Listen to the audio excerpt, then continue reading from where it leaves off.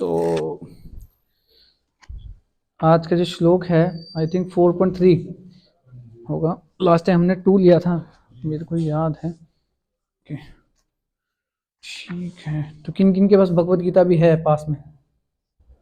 है माता जी घर पे है, ठीक है कोई बात नहीं। तो जिनके पास फ़ोन में है या अभी भगवत गीता है तो वो पीछे पीछे श्लोक देख के दोहरा सकते हैं, अदरवाइज आप सुन के भी दोहरा सकते हैं ना, ज़्यादा कठिन नहीं है। तो पहले हम श्लोक दोहराएंगे, फिर शब्दार्थ और फिर आगे। चौथे अध्याय का 3रा श्लोक है माता जी।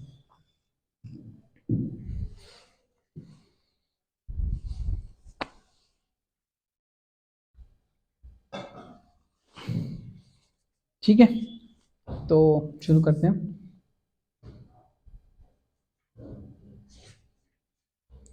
स एवायं मयात्यद्य, बोलिए,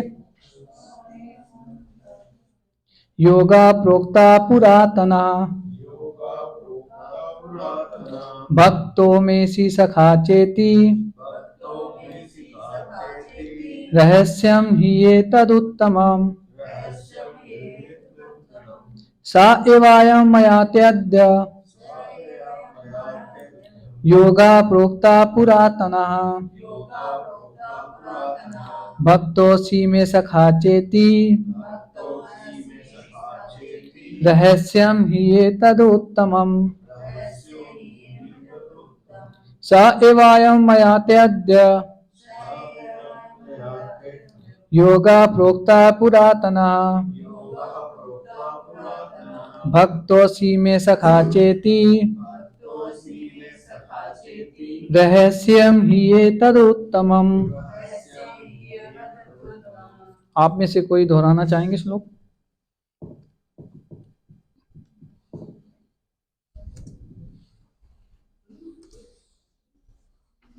पढ़िए पढ़िए। स एवायं मया विदत्यं योगं प्रोक्तं पुरातनं, भक्तोऽसि मे सखा चेति, रहस्यं हि तदुत्तमम्।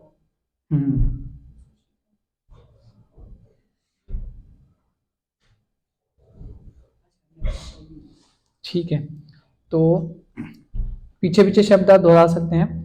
स वही, एव निश्चय ही, अयम यह, मया मेरे द्वारा, ते तुमसे, अद्य आज, योगा योग विद्या, प्रोक्तः कही गई, पुरातनः अत्यंत प्राचीन, भक्तः भक्त, असि हो, में मेरे, सखा मित्र, च भी, इति अतः, रहस्यम रहस्य, ही निश्चय ही, एतत् यह, उत्तमम दिव्य। शब्दार्थ अनुवाद एवं तात्पर्य जगतगुरु श्रील प्रभुपाद के द्वारा, श्रील प्रभुपाद की। तो अनुवाद कृपया ध्यानपूर्वक श्रवण कीजिए। आज मेरे द्वारा वही यह प्राचीन योग यानी परमेश्वर के साथ अपने संबंध का विज्ञान तुमसे कहा जा रहा है, क्योंकि तुम मेरे भक्त तथा मित्र हो, अतः तुम इस विज्ञान के दिव्य रहस्य को समझ सकते हो। तात्पर्य, मनुष्य की 2 श्रेणियां हैं, भक्त तथा असुर। भगवान ने अर्जुन को इस विद्या का पात्र इसलिए चुना क्योंकि वह उनका भक्त था, किंतु असुर के लिए इस परम गुह्य विद्या को समझ पाना संभव नहीं है। इस परम ज्ञान ग्रंथ के अनेक संस्करण उपलब्ध हैं। इनमें से कुछ भक्तों की टीकाएं हैं और कुछ असुरों की। जो टीकाएं भक्तों द्वारा की गई हैं वे वास्तविक हैं, किंतु जो असुरों द्वारा की गई हैं वे व्यर्थ हैं। अर्जुन श्री कृष्ण को भगवान के रूप में मानता है, अतः जो गीता भाष्य अर्जुन के पद चिन्हों का अनुसरण करते हुए किया गया है वह इस परम विद्या के पक्ष में वास्तविक सेवा है, किंतु असुर भगवान कृष्ण को उस रूप में नहीं मानते। वे कृष्ण के विषय में तरह तरह की मनगढ़ंत बातें करते हैं और वे कृष्ण के उपदेश मार्ग से सामान्य जनता को गुमराह करते रहते हैं। ऐसे कुमार्गों से बचने के लिए यह एक चेतावनी है। मनुष्य को चाहिए कि अर्जुन की परंपरा का अनुसरण करे और श्रीमद् भगवद गीता के इस परम विज्ञान से लाभान्वित हो। ओम अज्ञानतिमिरान्धस्य ज्ञानाञ्जनशलाकया चक्षुरुन्मीलितं येन तस्मै श्रीगुरुवे नमः। श्रीचैतन्यमनोभीष्टं स्थापितं येन भूतले स्वयं रूपा कदा मह्यं ददाति स्वपदान्तिकं। वन्देऽहं श्रीगुरु श्रीयुतापदकमलं श्रीगुरुं वैष्णवांश्च श्रीरूपं साग्रजातं सहगण रघुनाथान्वितं तं सजीवं साद्वैतं सावधूतं परिजनसहितं कृष्णचैतन्यदेवं श्रीराधा कृष्णपादां सहगण ललिता श्रीविशाखान्वितांश्च। हे कृष्ण करुणा सिन्धु दीनबन्धु जगत्पते गोपेश गोपिका कान्त श्री राधा कान्त नमोस्तुते। तप्त कांचन गौरांगी श्री राधे वृंदावनेश्वरी वृषभानुसुते देवी प्रणमामि हरिप्रिये। वाञ्छाकल्पतरुभ्यश्च कृपा सिन्धुभ्यैव च पतितानां पावनेभ्यो वैष्णवेभ्यो नमो नमः। जय श्री कृष्ण चैतन्य प्रभु नित्यानंद श्री अद्वैत गदाधर श्रीवासादि गौर भक्त वृंद। हरे कृष्णा कृष्णा कृष्णा हरे हरे हरे राम राम राम हरे हरे। नमो विष्णुपादाय कृष्ण पृष्ठाय भूतले श्रीमते भक्ति वेदांत स्वामिन इति नामिने। नमस्ते सारस्वते देवे गौरवाणी प्रचारिणे निर्विशेष शून्यवादी पाश्चात्य देश तारिणे। नमो महावदन्याय कृष्ण प्रेम प्रदायते कृष्णाय कृष्ण चैतन्य नामिने गौरत्विषे नमः।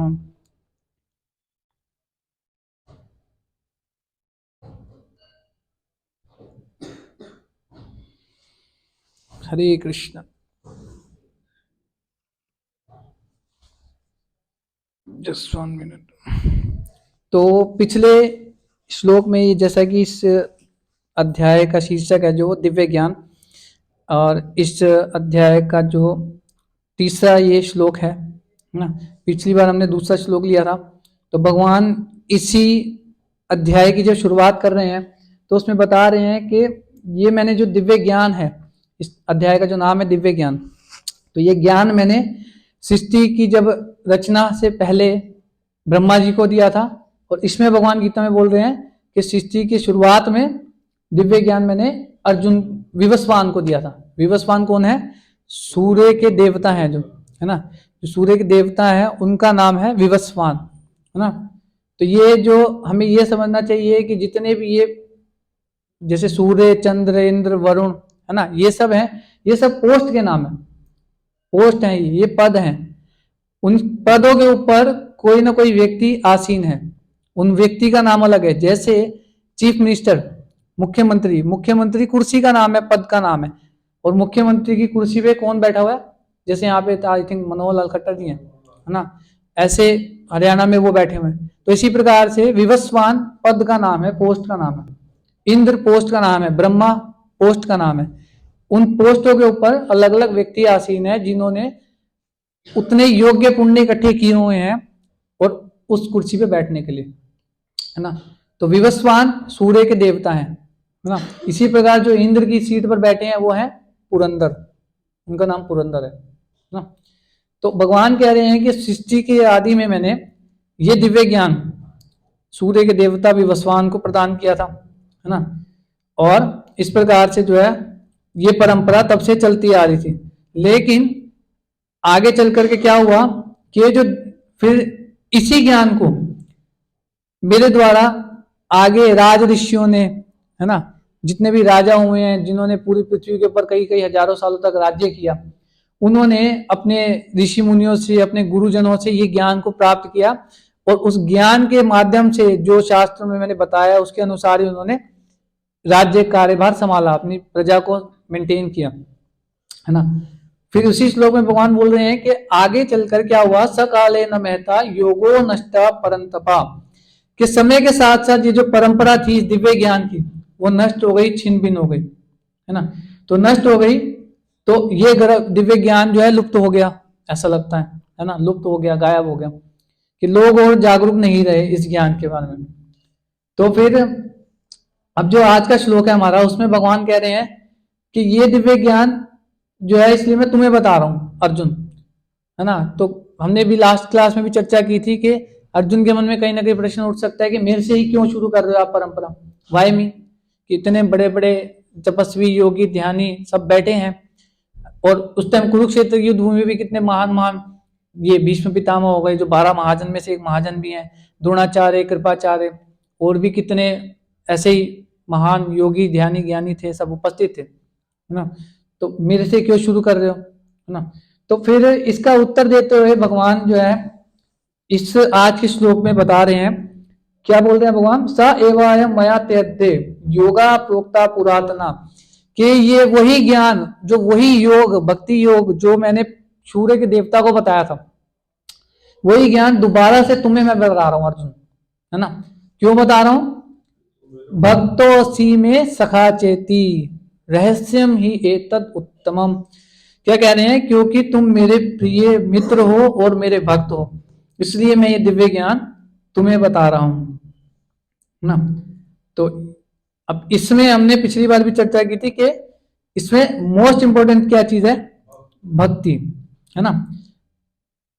तो केवल भक्ति के द्वारा ही जो है हम भगवान कृष्ण को जान सकते हैं, है ना, और उनसे संबंध अपना स्थापित कर सकते हैं।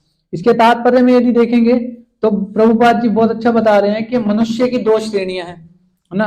कौन कौन से हैं जी, भक्त होते हैं और असुर होते हैं, है ना। जनरली हम लोगों ने क्या सुना होता है, देवता और असुर, है ना।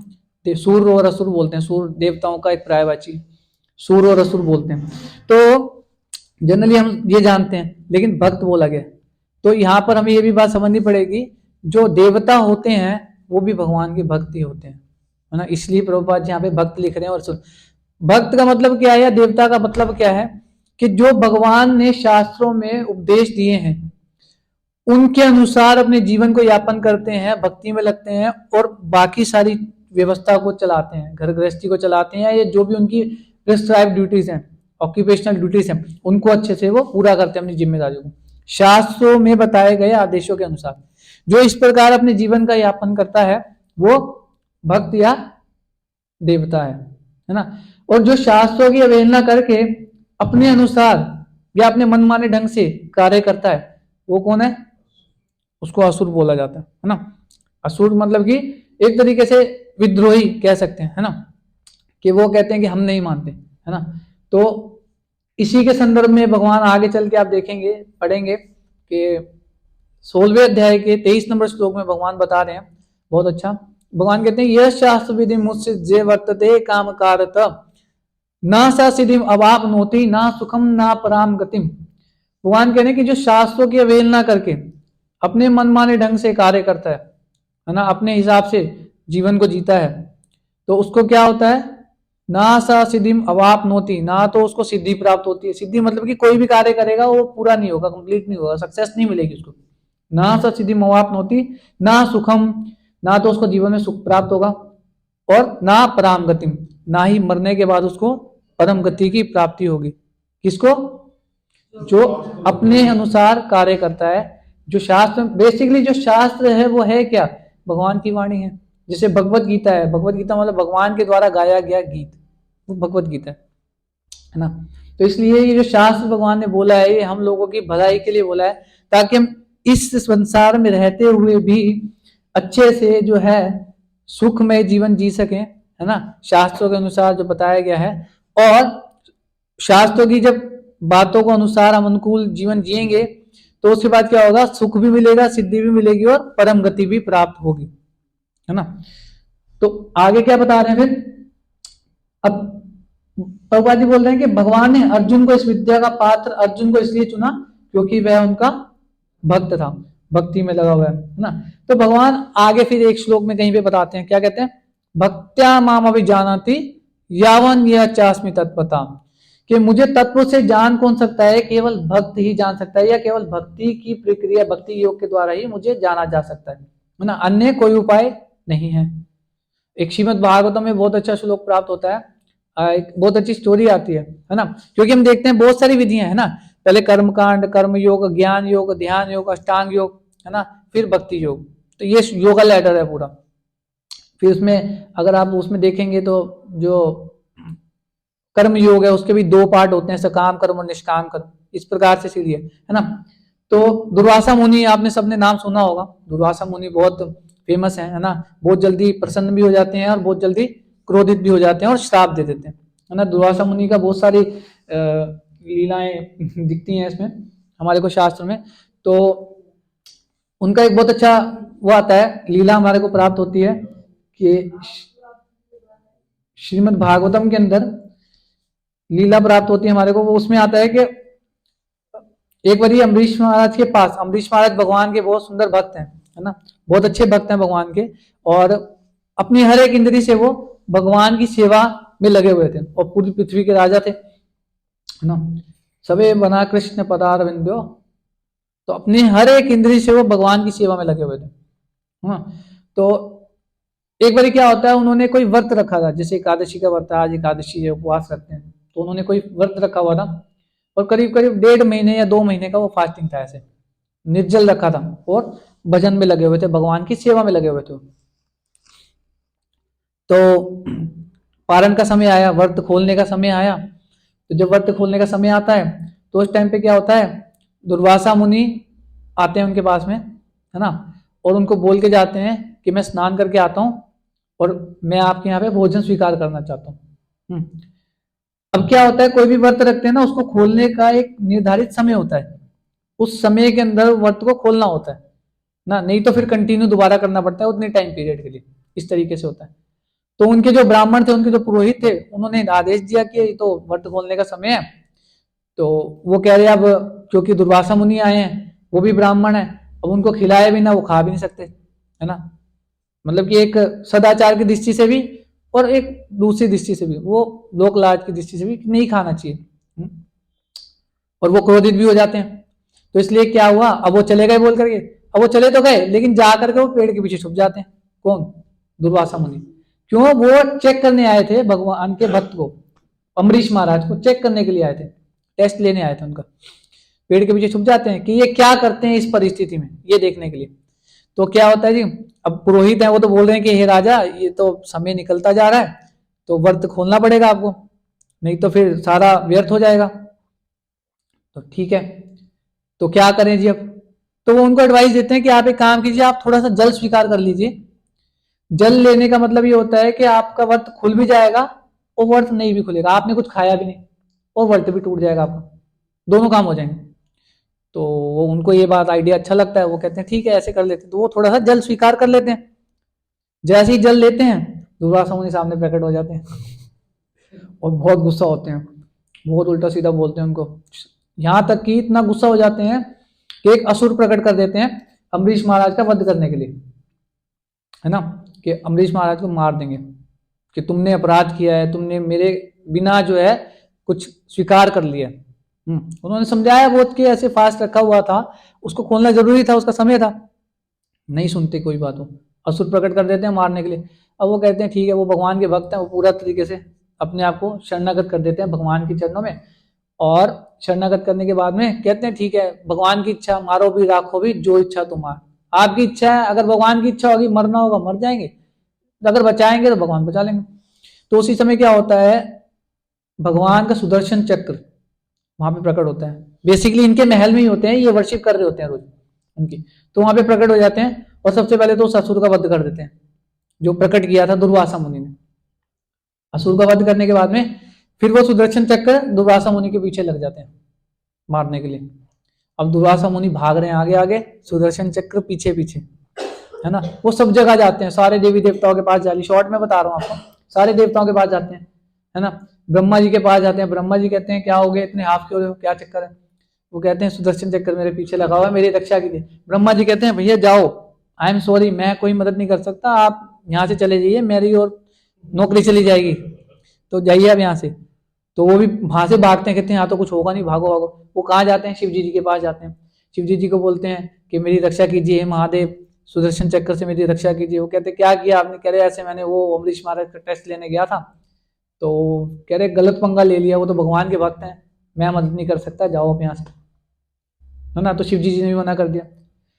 तो कहते हैं अब क्या करें, तो कहते हैं जिनका सुदर्शन चक्र है उन्हीं के पास जाके उनसे रिक्वेस्ट करते हैं। भगवान विष्णु के पास पहुंचते हैं वैकुंठ लोक में, भगवान के पास जाते हैं। भगवान मुस्कुराते हैं, आओ दुर्वासा मुनि कैसे हैं आप, ये वो हाल चाल पूछते हैं, आसन देते हैं। वो कहते हैं आज बाद में ये सब करेंगे फॉर्मेलिटी, आप पहले मेरी रक्षा कीजिए। कह क्या हुआ है, भगवान तो सब जानते हैं, लेकिन फिर भी लोक लज्जा के लिए वो पूरी वो बोलते हैं। भगवान कह रहे हैं क्या हुआ है, तो वो बताते हैं कि ऐसे ऐसे मैंने उनसे पंगा लिया था और सुदर्शन चक्र मेरे पीछे लगा हुआ है, आपका सुदर्शन चक्र है, आप प्लीज रोको, मना करो। भगवान कहते हैं आई एम सॉरी, मैं कोई मदद नहीं कर सकता। दुर्वासा मुनि कहते हैं आपका सुदर्शन चक्र है भगवान, आप आदेश देंगे तो वो रुक जाएगा, मना हो जाएगा, तो आप प्लीज मना करो। भगवान कहते हैं अहम भक्त पराधीनो, मैं अपने भक्तों के अधीन हूं, मैं कोई मदद नहीं कर सकता। जिनसे तुमने अपराध किए, जिनका तुमने पंगा लिया ना, उन्हीं से जाके माफी मांगो, वो माफ कर देंगे तो शायद तुम्हारी बचाव हो जाए, बच जाओगे, मैं कुछ नहीं कर सकता। भगवान की फिर ये भी बोलते हैं आगे कि भक्तेर भक्त जना प्रिया, मेरे को मेरे भक्त ही नहीं, उनके भक्त उनके भक्त उनके भक्त भी मेरे को बहुत प्रिय हैं। भगवान कहते हैं कोई फायदा नहीं है, आ रहा है सुदर्शन चक्र, फटाफट निकल लो। तो भाग जाते हैं वहां से भी। तो फाइनली क्या करना पड़ता है उनको कि अम्बरीश महाराज जिनके प्रति उन्होंने अपराध किया था, उन्हीं के पास वापिस आते हैं और आकर के उनको दंडवत प्रणाम करते हैं, उनसे माफी मांगते हैं, है ना। और फिर उनको कहते हैं कि आप प्लीज मेरी रक्षा करो। तब वो अम्बरीश महाराज एक हाथ दिखाते हैं ऐसे, तो सुदर्शन चक्र वहीं रुक जाते हैं और वहां से मतलब कि अंतर्धान हो जाते हैं, गायब हो जाते हैं, है ना। तो ये भक्ति की महिमा है। उसके बाद हालांकि ये नहीं अम्बरीश महाराज की चौड़े हो गए, देखो मेरी इतनी शक्ति है, वो फिर भी उनसे माफी मांगते हैं कि मेरे कारण आपको इतना कष्ट सहन करना पड़ा, तो मैं आपसे इसके लिए क्षमा मांगता हूं, है ना। तो ये भक्त का स्वभाव होता है, विनम्र होते हैं, इतना होने के बावजूद भी ये नहीं है कि। तो यहाँ पर भक्ति की महिमा जो है स्थापित हो रही है, स्वयं भगवान जो है कह रहे हैं ये चीज को कि भक्ति जो है टॉप मोस्ट है। अगर आपने थोड़ी सी भी जीवन में भक्ति की है किसी ने, तो वो क्या होता है, महान से महान भय से हमारी रक्षा हो जाती है। भगवान गीता में ही दूसरे अध्याय के 40 नंबर श्लोक में बोल रहे हैं, कहते हैं नेहा बेकम नाशो अस्ति प्रत्यवायो ना विद्यते स्वल्पम प्रियस्य धर्म से त्रायते महतो भयात। स्वल्प और थोड़ा सा अगर आपने भक्ति करा है ना जीवन में, कुछ भी गलती से हरे कृष्ण महामंत्र ले लिया, सुन लिया, प्रसाद खा लिया, किसी को मंदिर का रास्ता बता दिया भगवान के, थोड़ा सा भी कुछ कर लिया ना, भगवान कहते हैं महान से महान भय से रक्षा हो जाएगी आपकी। अब महान भय, सबसे ज्यादा बड़ा भय, डर किस बात का है इस संसार में जीव को, सबसे ज्यादा कोई मृत्यु से डरता, हर कोई मरना नहीं चाहता कोई भी, लेकिन सबको पता है कि एक दिन जाना है, एक दिन मरना है, लेकिन फिर भी सब डरते हैं। क्यों डरते हैं, क्यों डरते हैं, मरना है, देख भी रहे हैं आस पड़ोस में भी, लेकिन फिर भी कोई मरना नहीं चाहता। क्यों, क्या कारण है, क्योंकि मृत्यु के समय बहुत कष्ट होता है। कष्ट ही तो है, कष्ट होता है, और उस कष्ट को हमने हर एक योनि में, हर एक शरीर में अनुभव किया है ना। इसलिए उस कष्ट को दोबारा से अनुभव नहीं करें, इसलिए डरते हैं बस। नहीं तो मृत्यु है क्या, वासांसी जीर्णानि यथा विहाय नवानि गृह्णाति नरो प्राणि। जैसे कपड़े बदलते हैं वैसे ही आत्मा शरीर बदल लेता है, एक से दूसरी। देहिनो अस्मिन् यथा देहे कौमारम यौवनम जरा तथा देहांतर प्राप्ति धीर तत्र न मुह्यति। भगवान दूसरे अध्याय के 13 नंबर श्लोक में क्या बोल रहे हैं कि जैसे बच्चा पैदा होता है, थोड़ा बड़ा होता है, जवानी की अवस्था में आता है, फिर बुढ़ापे में आता है, बुढ़ापे में आता है, शरीर बदल रहा है ना। बचपन का जो शरीर था वो कहाँ गया हमारा, जवानी में आ गया, जवानी का शरीर कहाँ गया, गायब हो गया वो। तो ऐसे शरीर चेंज हो रहा है धीरे धीरे। ऐसी बुढ़ापा जब आता है, तो जब मृत्यु होती है तो वही आत्मा दूसरे शरीर में चले जाता है। भगवान कह रहे हैं जो धीर व्यक्ति होते हैं वो ऐसे मोहित को प्राप्त नहीं होते, मोहित नहीं होते, परेशान नहीं होते इस परिवर्तन से। जब बचपन से बड़े हो गए, इसमें कोई घबराया, कोई परेशान हुई, रोना पिटना हुआ, टेंशन हुई कोई, तो भगवान कह रहे हैं कि फिर जब मृत्यु हो रही है, शरीर बदल रहा है, तो उसमें घबराने वाली कौन सी बात है। लेकिन कौन नहीं मोहित होता, धीर व्यक्ति। अब धीर कौन है, धीर मतलब कि धैर्यवान। वो कौन है, जो ज्ञान में है, जिसको भगवत गीता का ज्ञान है, जो भगवान ने दिया है। ज्ञान देने का पर्पस, उद्देश्य यही है भगवान का। नहीं तो भगवान को क्या जरूरत पड़ी है दोबारा से परंपरा को शुरू करने की। अर्जुन से परंपरा क्यों शुरू कर रहे हैं भगवान ना, इसका उद्देश्य है कि ताकि हर व्यक्ति भक्ति में और सेवा में लग सके और ये जो भय है, महान भय, कौन सा? मृत्यु का, इससे छुटकारा पा सके। कैसे पाया जा सकता है? भगवान कह रहे हैं जन्म कर्म चा में दिव्यम एवं युवेति तत्वतः, कि मेरा जन्म और मेरा कर्म दोनों ही दिव्य हैं, है ना। और जो ये बात जान लेता है, एवं यो वेति, वेति मतलब जान लेता है, तत्वतः क्या होगा? त्यक्त्वा देहम पुनर्जन्मा नयति मामेति सो अर्जुन। भगवान कहते हैं उसको दोबारा इस संसार में नहीं आना पड़ेगा ये शरीर छोड़ के, है ना। ये 7 चीजें हर एक इंसान को नीचे पाताल से लेकर ऊपर ब्रह्मलोक तक हर एक व्यक्ति को सता रही है। कौन कौन सी? सबसे पहले जन्म। जन्म में कितना कष्ट होता है ना।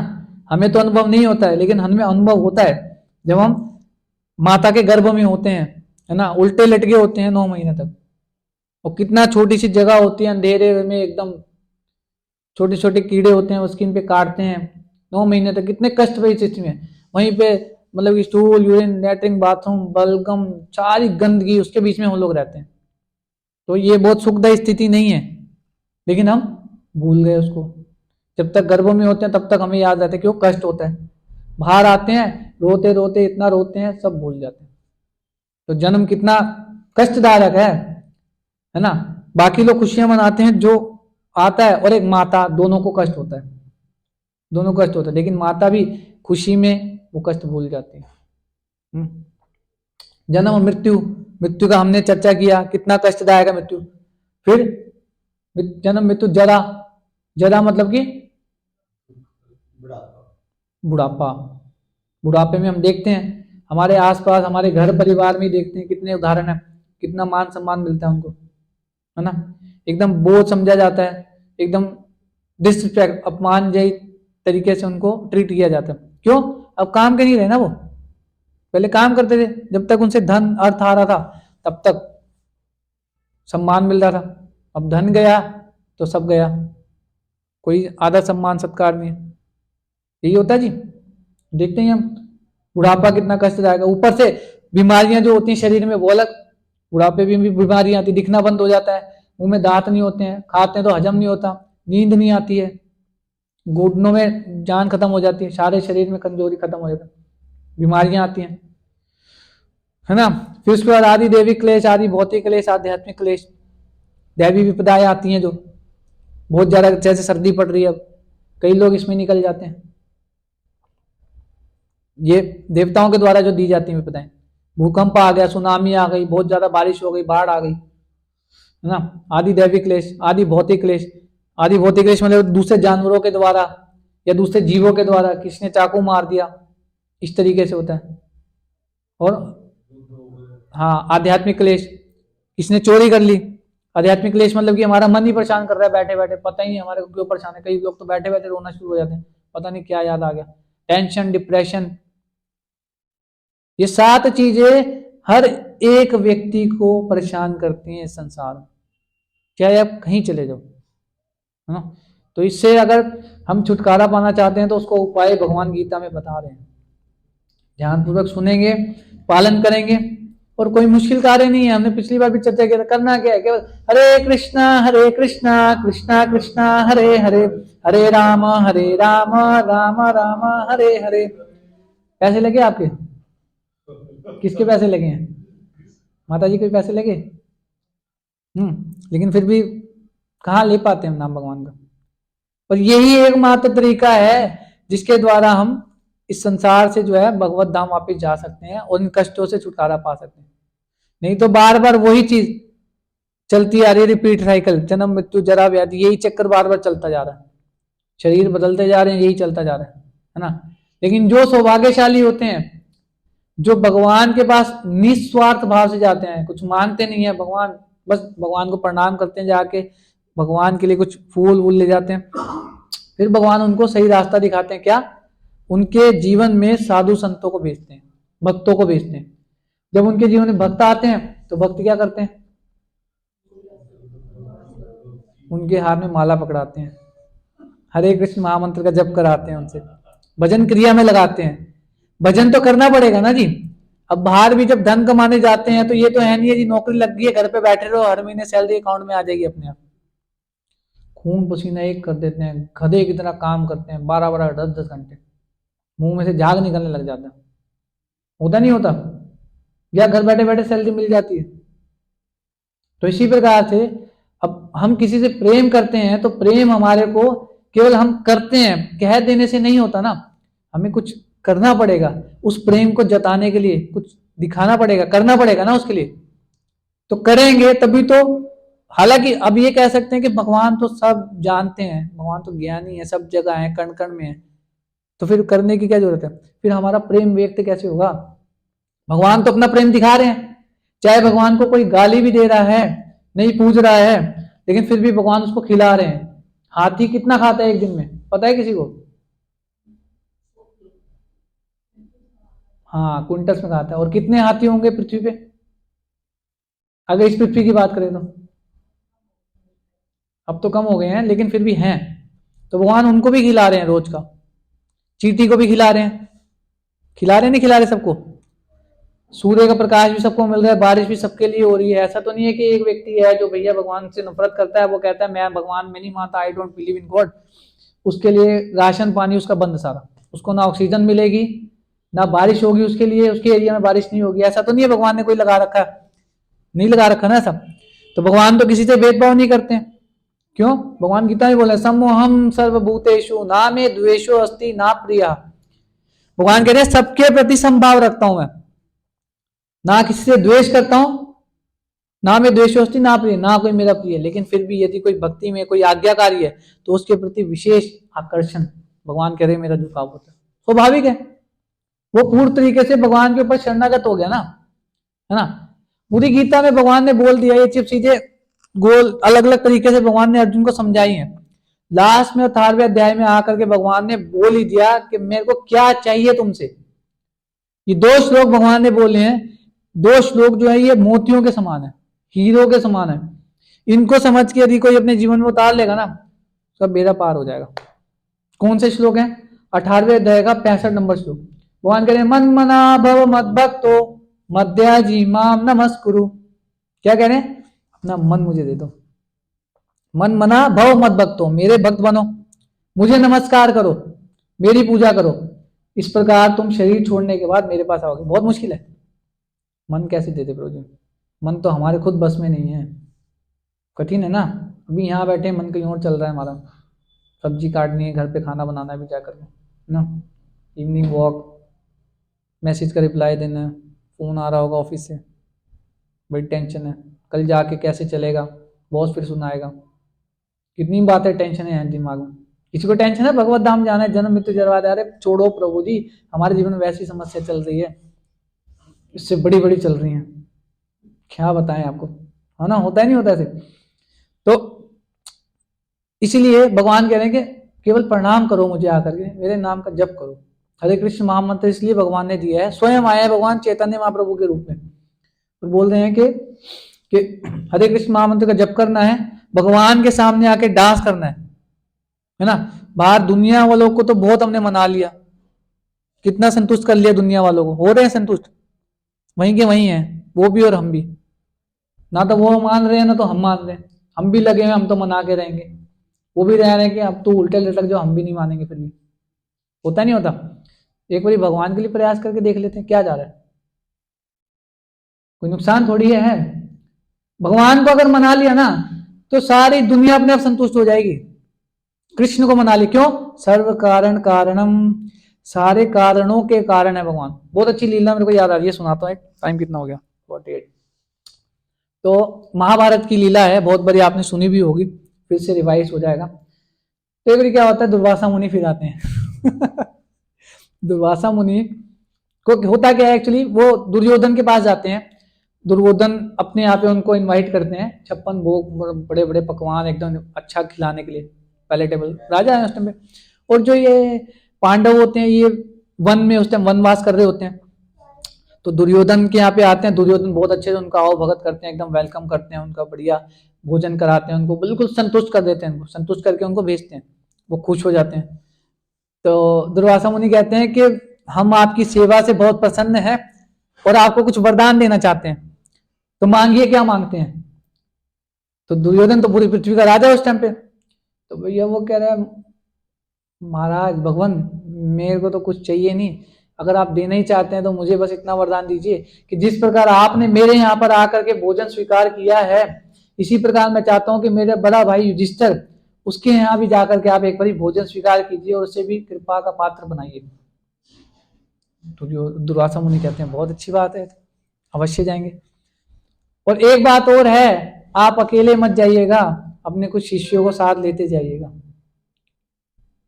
दुर्योधन रिक्वेस्ट कर रहे हैं दुर्वासा मुनि से, ठीक है। तो पहुंच जाते हैं वहां पे, कुछ दिन के बाद जाते हैं शायद, वहां पहुंच जाते हैं और वहां पे जाते हैं 10,000 शिष्यों के साथ। अब इस स्टोरी को यहाँ पे थोड़ा रोकते हैं 1 मिनट के लिए।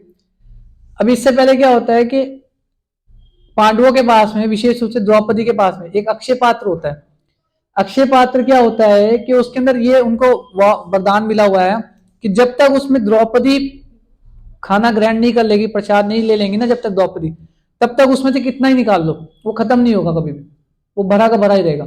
लेकिन जब एक बार द्रौपदी ने खा लिया तो दोबारा फिर नेक्स्ट डे जब वो कुकिंग करेंगे तभी आएगा उसमें, अदरवाइज नहीं आएगा। तो दुर्वासा मुनि आते हैं अपने 10,000 शिष्यों के साथ में, है ना, और बोलते हैं कि हमें बहुत भूख लगी है और आप जो है भोजन की व्यवस्था कीजिए, हम नदी में स्नान करके आ रहे हैं। वो स्नान करने चले जाते हैं और द्रौपदी को टेंशन हो जाती है क्योंकि द्रौपदी भोजन कर चुकी थी उस दिन, द्रौपदी ने भोजन खा लिया था उस दिन और सभी खा चुके थे। अब उनको टेंशन हो गई, युधिष्ठिर महाराज को बताया उन्होंने कि इस प्रकार से वो आए हैं दुर्वासा मुनि और मैंने भोजन कर लिया है, क्या करें।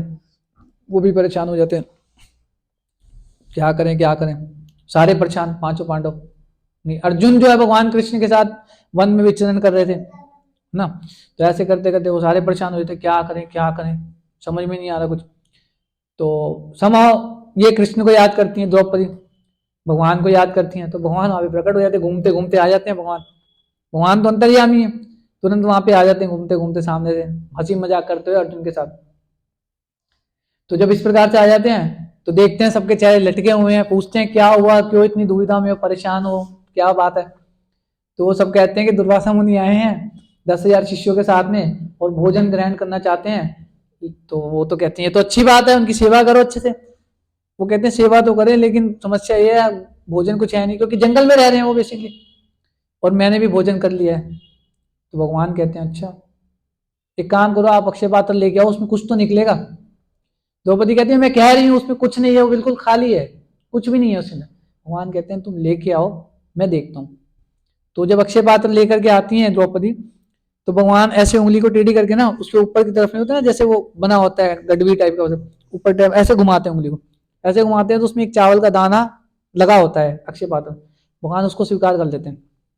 जब उसको स्वीकार करते हैं तो नीचे पाताल से लेकर ऊपर ब्रह्मलोक तक, ब्रह्मा जी तक को भी एकदम डिकार आ जाता है ऐसे, और सारे जैसे पेट नहीं भर जाता सबका, खाने पीने एकदम संतुष्ट हो जाते, सबको पूरे जीव जंतुओं को सबका हो जाता है एकदम से। तो जो दुर्वासा मुनि और अपने 10,000 शिष्य के साथ स्नान कर रहे थे उनको भी पेट भरा भरा लगता है, एकदम डकार आता है सबको जोर का, और सबका पेट भर जाता है। तो वो कहते हैं ये क्या हो गया, तो सारे आपस में बातें करने लगे।